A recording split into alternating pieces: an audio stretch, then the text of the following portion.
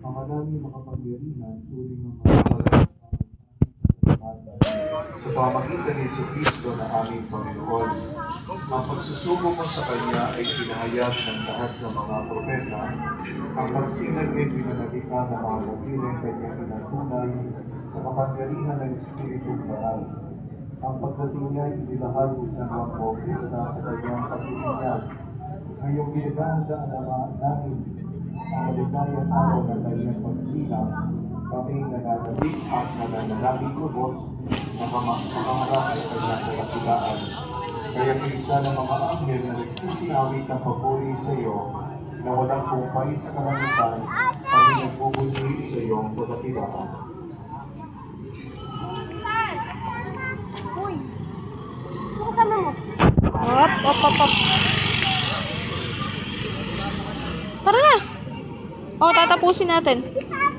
Papa. Tara na.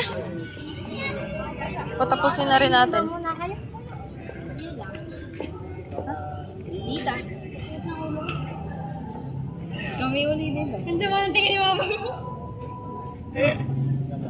Tapusin na natin. O, sana na eh. Nangyayari din na naman, sinusumpong. Ay, may gusto na daw.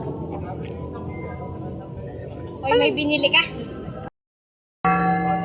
Loko ng mata. Hindi naman na matapos sa kapunan, niluwakan niya ang kalis, muli kanyang pinasalamatan. Iniabot niya ang kalis sa kanyang mga ragad at sinabi, tanggapin ninyong lahat ito at iniling, ito ang kalis ng aking dugo, ng bago at walang hanggang tipan. Ang aking dugo ibubuhos para sa inyo at para sa lahat sa ikapagpapatawad ng mga kasalanan. Gawin niyo ito sa pag-alaala sa akin.